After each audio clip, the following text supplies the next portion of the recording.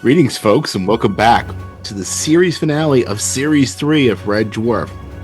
It's not funny, guys. Red Dwarf Rewatch. So here we are, Episode 6 of Series 3, The Last Day, directed by Ed By, as usual, written by Rob Grant and Doug Naylor. This one was released on the 19th of December 1989. So we have arrived. Now we are at the end of our run of Series 3, and now we will be moving on to Series 4, but let's wrap it up now, starting with a summary.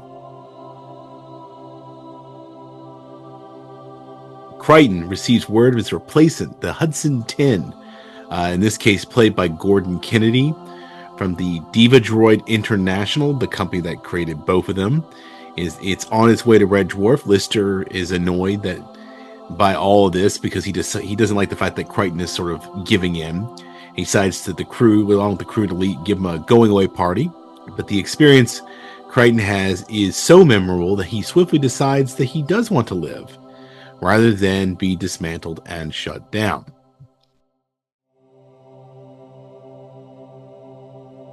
So now let's get into the details. So we find ourselves with an opening shot of a pod moving to rendezvous with the ship. Crichton has brought Lister breakfast. He's watching boxing. He calls it a great working class sport. Apparently it's female topless boxing, where no one's actually doing any boxing, that he is referred to as an art form. Lister apparently really hates he hates the whole master servant stuff that Crichton's into. And he says, I don't need this, I can get my own breakfast. And then Crichton proceeds to throw away a magnificent breakfast. Lister instantly regrets it when he leaves the room. He goes out and pulls it out the trash by putting it in his hat. When Crichton then comes back in the room, he puts the hat back on his head. Ugh, gross. But it was a homing pod, and there is a message for the leaseholder, which apparently is Rimmer and Crichton and Lister. Well, I'm sorry, it's definitely Lister. Lister is the leaseholder of the full name Crichton 2X4B-523P. Crichton has never liked the 2X4B as a jerky middle name, but there are worse ones. The video message is the appearance of Robert Llewellyn, who plays Crichton without the makeup, is playing the head of sales for Space Division for Diva-Droid International, Jim Reaper, announcing the end of Crichton's service life. He's slow, he's stupid, he's a crude design, and ugly are all his real things. And that he's an in-build, shut-down ship that will go off in 24 hours, but before that, he's supposed to pack himself away for easy return. Crichton resigned, goes off to do this. We find him putting his spare head away. We'll meet more spare heads later. Into a supply case. Lister comes in. He's very upset by all this. But Crichton is kind of resigned still. And Crichton's only regret is Lister must die with him. To which Lister is like, wait a second, and he's like, that's a joke. And then Crichton goes on to tell him about his belief in Silicon Heaven, which is not a real place.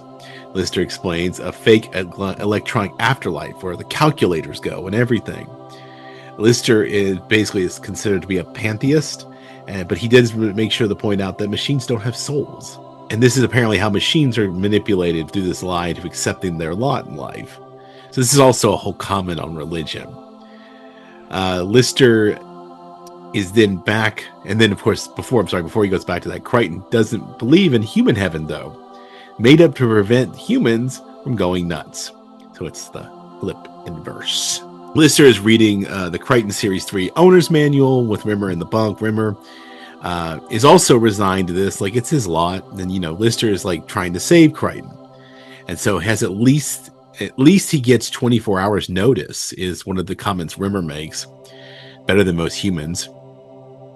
Rimmer offers even to go counsel Crichton, saying that he apparently was a good Samaritan, but apparently it was Lemming Day, and apparently 4 out of the 5 people who called him ended up killing themselves.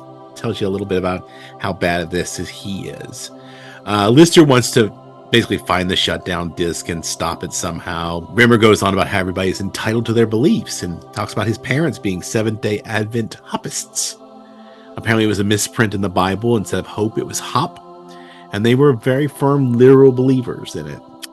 So this whole episode really becomes a criterion on religion. that's really starting to sink in with me now. I don't know why that's now sinking in with me now, but yes. So if you didn't know, this is a backdoor criticism of religion. Now you do. So they want to send, Lister basically resolves that we send out Crichton to the bank. So everyone's organizing basically a party for him. We see Lister attempting very much struggling to put together this Marilyn Monroe bot for Crichton. The Scudder ends up delivering him an invitation to the officers club, and there's even a tuxedo for him to wear. And he walks in a surprise party. He's like, I can't be in here. Spends most of the time worrying.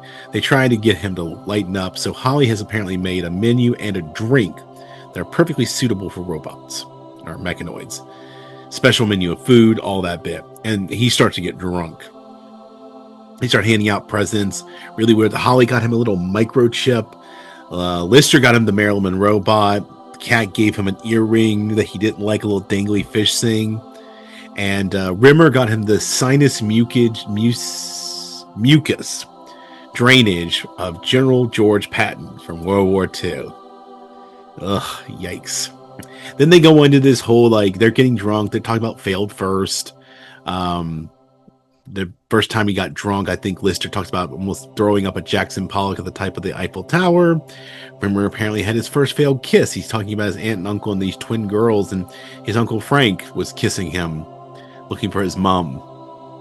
And then Lister talks about how he never knew his mom, and we learned that he was abandoned in a cardboard box under a pool table. Yay, that'll come back. We'll circle back to that. And then Rimmer basically implies that basically his parents were very likely brother and sister. And then we have this little song as we zoom in on the ship in the morning. Everyone's asleep. The video that had paused itself now resumes and informs that the Hudson 10 is coming. He's there to replace Crichton. Everyone's really kind of hungover. Crichton runs a damage control report on himself. That's pretty terrible. Lister has no idea. He wakes up, he's like, where did this traffic come from? And then the cat was like, well, I've got a policewoman's hat and it's like some negligee. Crichton apparently has really enjoyed himself and said this is not possible according to electronic Bible. So his religion taught him he is not allowed to have fun. And so therefore this is somehow impossible and throws a whole crank in the wrench. And he wants to live. And I love that. He wants to live now. They talk of the replacement. If Crichton doesn't turn him in himself, the replacement will. The crew plan to stand up for him and say, friendship. This must be friendship, is what Crichton says. And Lister says, don't give me that Star Trek crap. It's too early in the morning. Oh, I wonder if this is what Patrick Stewart saw that made him get offended at first. Food for thought. The craft approaches with the Hudson 10 unit and lands. The crew go down there with bazookazoids and shotguns. They're going to take him out. The Moo model, it looks like a massive killing machine. Cat immediately folds and everybody then starts to follow suit. He is programmed not to harm humans, and all of a sudden this makes Rimmer super bold, and he walks up to him. And then apparently holographically pees himself when he realizes that because he's a hologram and the cat's not a crew member, they're on they are viable targets. And apparently the Hudson 10 decides that even Lister is a valuable because he's barely human. He has gone psychotic from all his time in deep space. Now they're all viable targets. And we get this slow motion scene of him moving forward. Crichton tries to stand up for one, and Crichton is being held by the neck when he finally tells Hudson that Silicon Heaven is a lie. Holly joins in, and apparently this fries his brain. He had been in deep space for too long anyway. Our friend Reaper from the Diva-Droids pops back on the screen to, basically commiserate with them about the malfunction and that a credit has been sent to their company. Crichton, and then Lister's asking him afterwards, how do you feel about that? He's like, oh, I knew that I was lying. He still believes in Silicon Heaven.